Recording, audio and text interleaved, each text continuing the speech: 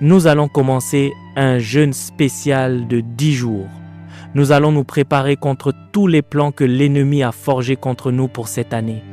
Nous terminerons cette année sur une note de victoire. Nous serons plus que vainqueurs. Pour ce faire, nous allons nous joindre à David. L'homme que l'on appelle David était un homme de Dieu extraordinaire. C'était un homme de cantique, un homme qui savait adorer Dieu, un homme qui savait servir Dieu et un homme d'une immense générosité.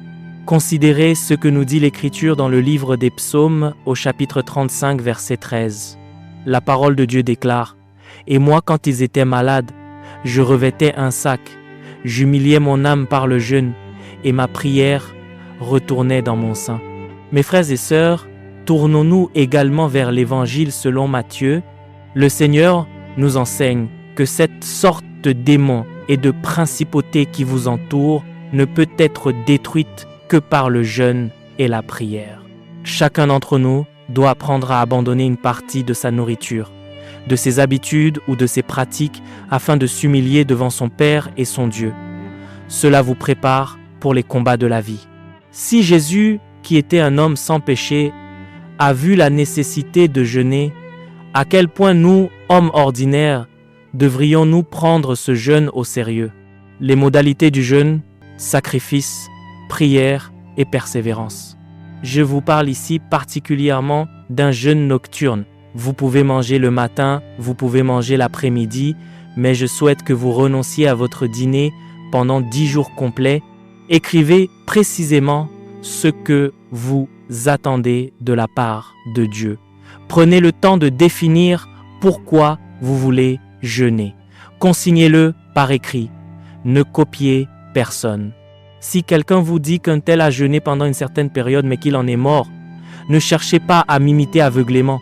Commencez progressivement en abandonnant une partie de votre nourriture sous forme de jeûne partiel, puis progressez jusqu'à consacrer une journée entière au jeûne. Cependant, cherchez avant tout la face de Dieu. Demandez-lui d'approuver votre démarche de jeûne. S'il vous plaît, durant vos temps de prière et de jeûne, passez des moments d'intimité avec le Seigneur.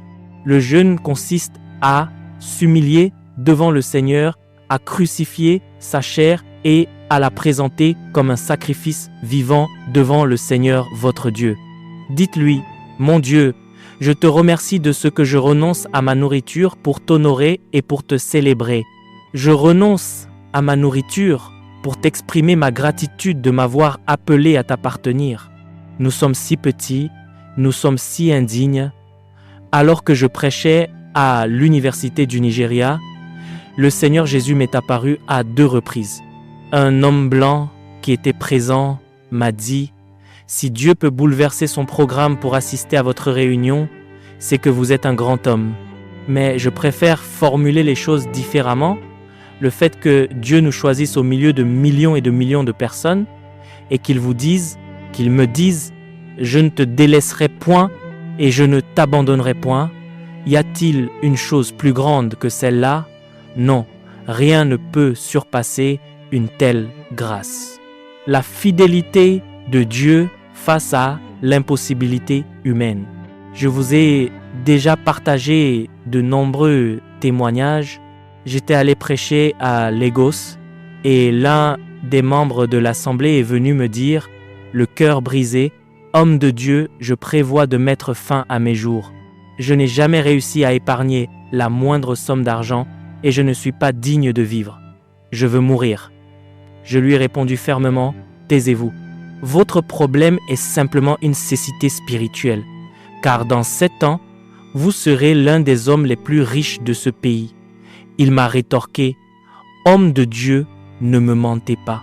Les gens comme moi ne peuvent pas réussir dans la vie. » Je lui ai dit de s'arrêter là. 7 ans plus tard, il m'a appelé pour me dire que Dieu lui avait demandé de me faire un don exceptionnel de 13 milliards de naira. Je ne sais pas si vous avez déjà été émerveillé par la grandeur de Dieu, mais sachez que, à partir d'aujourd'hui, il va vous surprendre par des miracles. Dieu lui avait dit « Ne meurs pas ». Et il m'a inspiré de ne pas garder cet argent pour moi seul, mais de le partager. Dieu ne vous bénit pas pour vous seul. Il vous bénit afin que vous soyez une source de bénédiction pour les autres.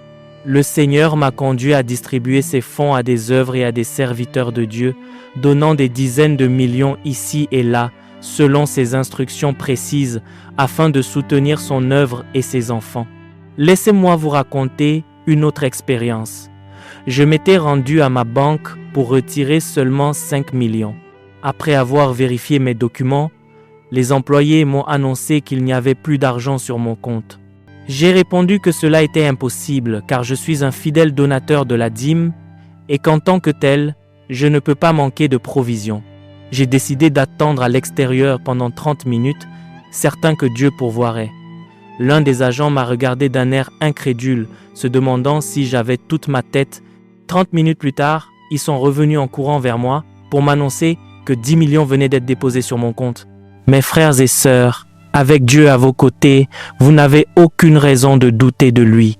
Vous êtes peut-être un anonyme aux yeux du monde, mais si Dieu vous a appelé à le suivre, vous devenez quelqu'un de grand.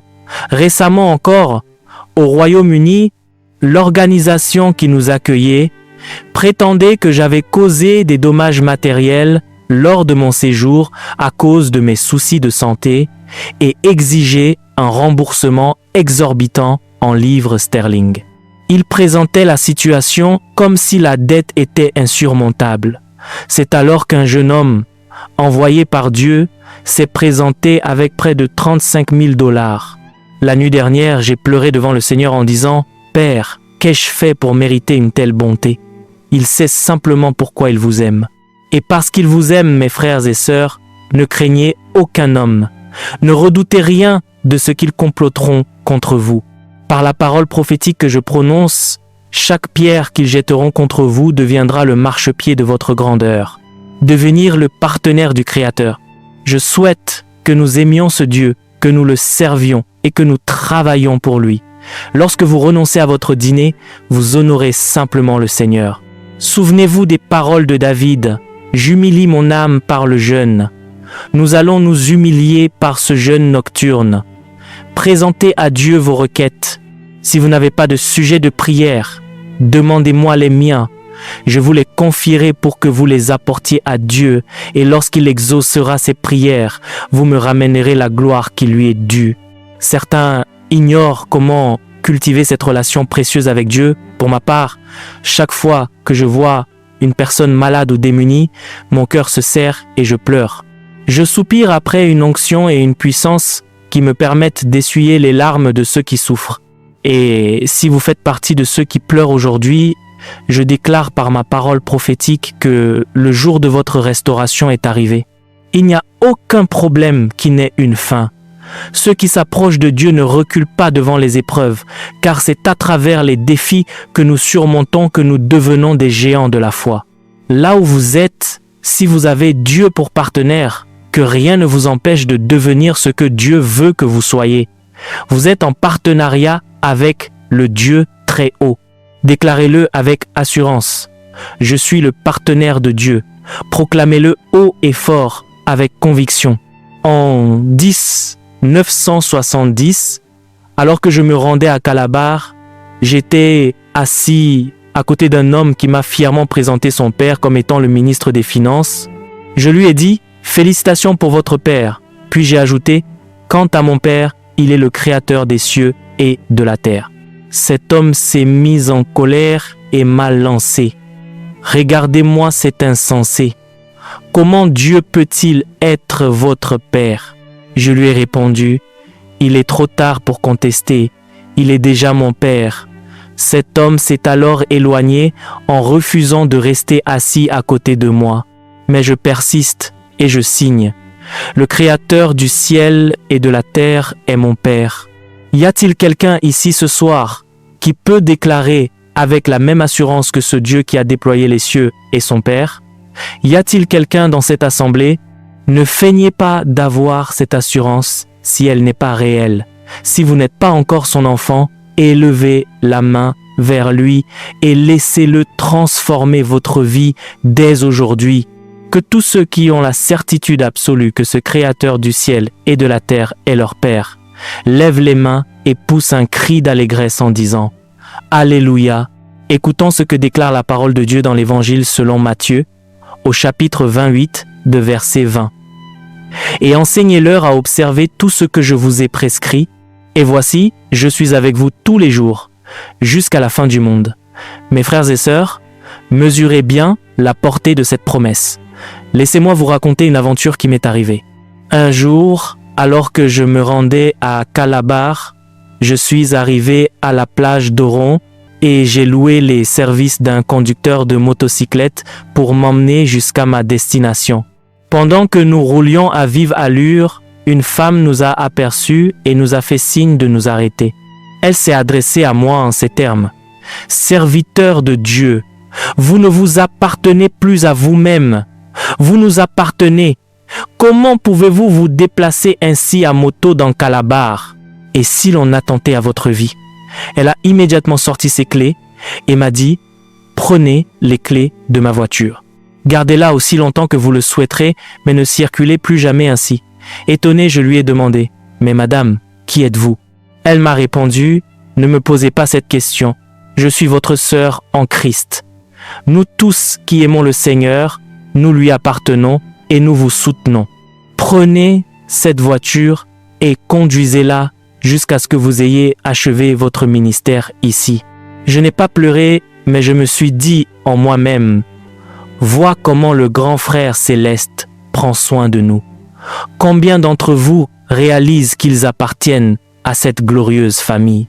Car chaque enfant de Dieu né de nouveau est votre frère, chaque croyante est votre sœur. Si vous croyez cette vérité, élevez la main et poussez encore une fois un vibrant Alléluia. Les 5 dimensions spirituelles du jeûne. Retournons au livre des Psaumes au chapitre 35, verset 13, où David déclare « Et moi, quand ils étaient malades, je revêtais un sac, j'humiliais mon âme par le jeûne, et ma prière retournait dans mon sein. » Soyez assurés que toutes les prières que nous élèverons durant ces nuits de consécration reviendront vers nous en bénédictions multipliées. Notre Dieu est un Dieu redoutable et merveilleux. Premièrement, votre jeûne aiguisera vos sens spirituels. Vous serez purifiés, vous serez illuminés, vous commencerez à entendre la voix de Dieu avec une clarté nouvelle, de manière plus distincte et plus vive. En renonçant à votre dîner, votre foi sera fortifiée et le Seigneur Jésus vous revêtira d'une force surnaturelle.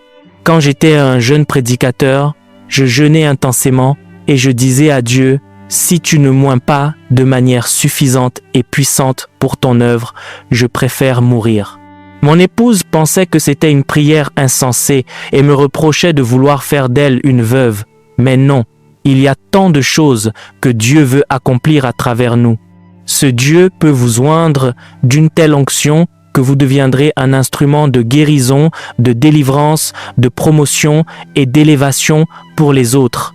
Dieu vous utilisera pour relever des hommes qui désespéraient de se lever. Le jeûne vous prépare à la grandeur. Deuxièmement, le jeûne accélère l'exaucement de vos prières. Lorsque vous persévérez dans le jeûne à maintes reprises, Dieu répond à vos requêtes plus rapidement que vous ne l'auriez imaginé. En 10-904, lors de la grande croisade pour Christ, il m'arrivait de prêcher et de m'effondrer d'épuisement à cause du jeûne. Pourtant, Dieu ne m'a pas laissé mourir. Sa force me saisissait à nouveau et il me disait « Relève-toi et continue à proclamer ma parole. » Je ne vous demande pas de vous priver de nourriture toute la journée, mais simplement de sacrifier votre dîner. Ce sacrifice fera de vous, dans le monde spirituel, un soldat armé de toutes pièces. Tous les démons qui vous harcelaient autrefois commenceront à trembler devant vous. Ce serpent qui venait troubler vos rêves, vous aurez désormais la puissance spirituelle de le briser de vos propres mains. Troisièmement, vous triompherez de vos faiblesses charnelles. Tous ceux qui cèdent facilement à la colère vont surmonter ce que j'appelle l'irritabilité chronique. Et lorsque vous vaincrez cette faiblesse, les esprits des eaux et les forces des ténèbres vous laisseront en paix ils ne pourront plus vous tourmenter. Mettez cela en pratique. Dans le royaume de l'esprit, vos ennemis reculeront d'effroi. Quatrièmement, vous ferez l'expérience de la présence de Dieu comme jamais auparavant.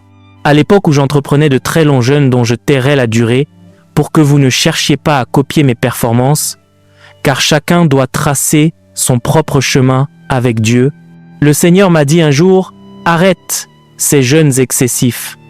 Je t'accorde désormais 100 anges pour t'accompagner.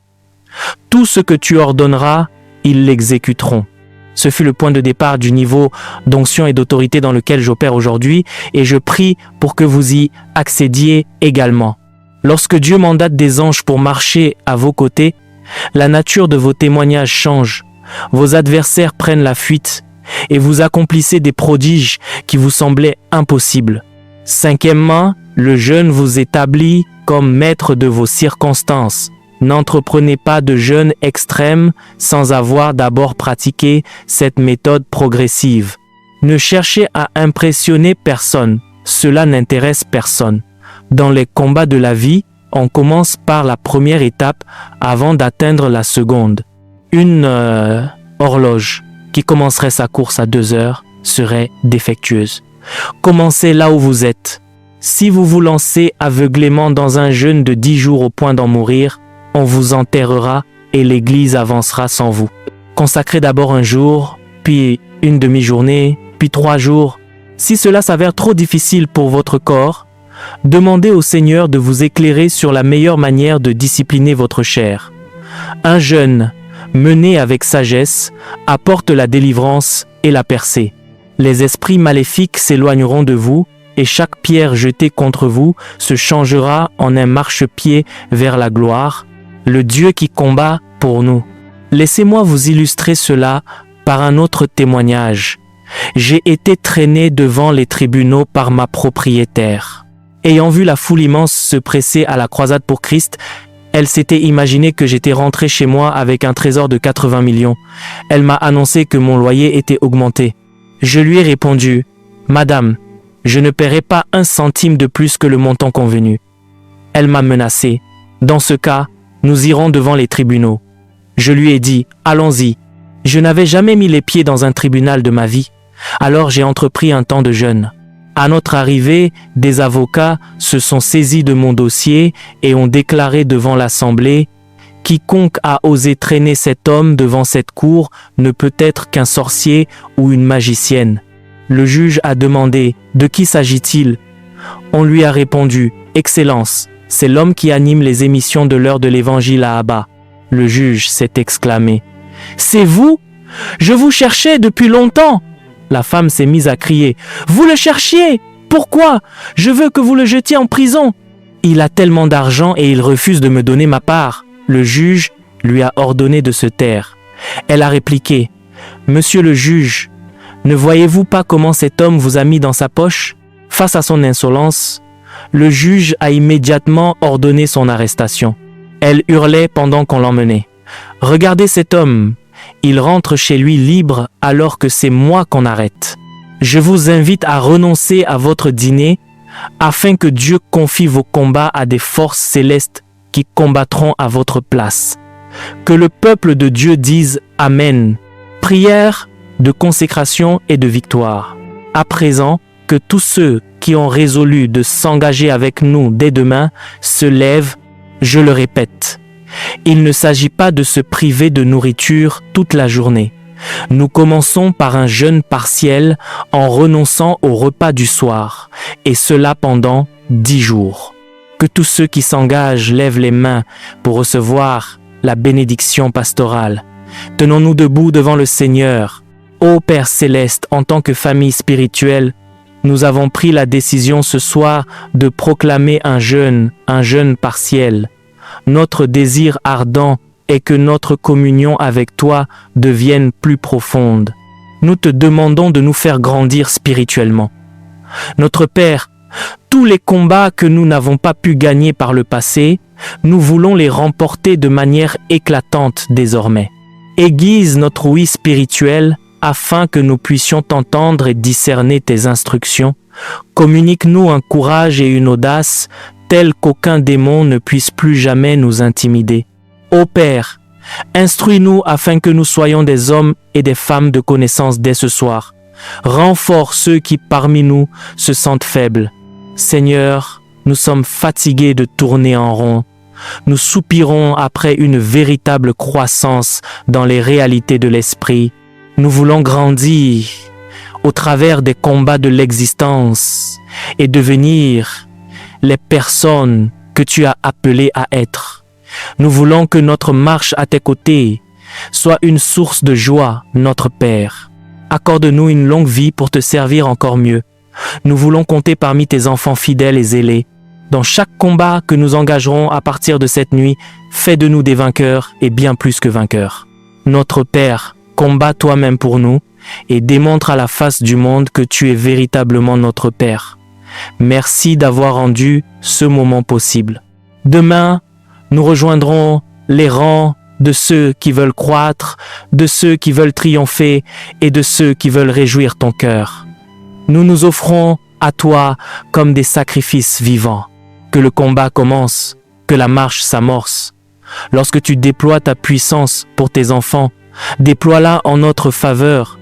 Lorsque tu élèves tes serviteurs, élève-nous également. Notre Père, nous ne fléchirons le genou devant aucune opposition. Nous ne reculerons devant aucune principauté.